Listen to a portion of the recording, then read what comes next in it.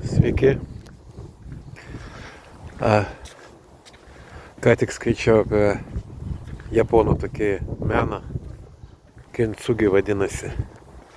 Labai įdomu yra, bet kažkaip ir asociacijų tokių kilo. Jisai apie sudužusius daiktus tenai yra. Jeigu ten pas juos sudūžta kokia nors vertinga vaza ar statulėlė ar kas nors dar, žinai, vertingas daiktas, ne? Jis yra kruopščiai nuvalomas ir suklijuojamas. Ir kas įdomiausia, ta vieta, reiškia, kur yra, dūžio vietos, ten sudažymai tos siūlės, ne? Jos yra kruopščiai paskui pažymimos laku, kuriame yra atskiestas auksas, aukso dulkės dar jame yra. Tai kaip tik ne tai, kad reiškia, nėra tokio noro paslėpti šitas siūlės, bet kaip atvirkščiai pabrėžti, kad jos ten yra. Ir jie tokį daiktą laiko daug vertingesniu, paskui reiškia, jis yra tokia įgyjęs. Tokie norai saugoti, ten tokia dvasia yra tokia, toks, įsaugotas ir pažymėta, reiškia, čia tavo dūžio vietos yra. Tai prie ko čia, tai, kad, ir žmonės mes, žinai, kai mes gyvenam, reiškia, jeigu pas mane yra kokie tai sužeidimai, dvasiniai, kažkaip tai, kokios lūžio vietos ten, gyvenime kokie tai posūkiai skaudos ar ką tai. Taigi, ką aš darau, aš stengiuosi paslėpti, žaliu veidu viską rodyti, kad aš esu okei, pas mane viskas gerai, ir nieko čia tokio, žinai, aš sveikas, gyvas, geras, žinai, nors iš tikrųjų tai šitą sužeidimą, šitą pažeidimą, savo pažeidžiamumą tokį, nešiojuosi savyje, vienas pats, dažnai kančioje, iš tikrųjų. Tai matyt kalba apie tai, kad tuos dalykus nereikia slėpti.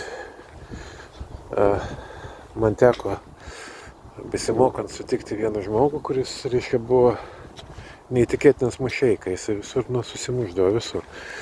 Tai kartais gerai, kartais visiškai, žinai, ne prie nieko jisai ten, žinai, būdavo, bet mokėjo muštis ir mušėsi. Ir jo galva buvo pilna randų, visokiausių. Tai tie randai liudija apie jo gyvenimo patirtis, kurias jisai turėjo dėl savo kalties, ne dėl savo kalties. Bet kiekvienas tas randas yra tikriausiai kaip ir žaizdos randas, sužeidimo tokia vieta, matoma. Arba kokias žmogus, kuris išgyvenęs kokį alkoholizmą ar priklausomybę nuo lošimo ar kokią dar kitą, reiškia, ir gėdingai tai slepia, žinai. Girtis to nereikia, bet ir atsižadėti šito kažkaip tai, kalbėti nekalbėti iš viso apie tai, kaip neįvykusi dalyką savo gyvenime, kad to nebuvo, nedėrėtų. Aš manau, kad, irgi žmogaus vertė irgi labai priklauso nuo jo patirties, kokią jisai patyrė, kokią jis turi patirtį gyvenime, kaip jisai priėmė, kuris buvo sužeistas iš tikrųjų. Tai irgi, žinai, labai svarbu, kad nenorėtum toliau, reiškia, su juo, nenorėtum saugotumės ar kažkaip tai, žinai, ten užgauti tas vietas.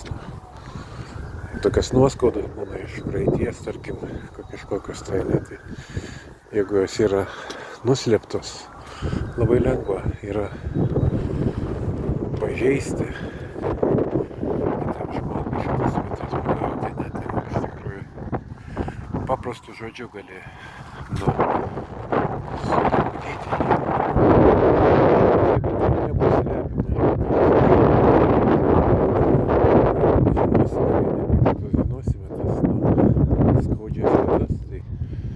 Galbūt ir pasaugoti pavyks kitą nuo to tokio, jeigu yra koks nors randas ir ką mes atsargiau elgiamės su tuo žmogu, kokia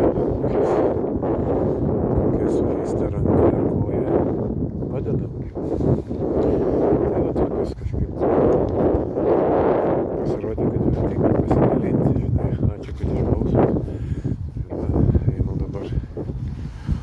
pasivaikščioti.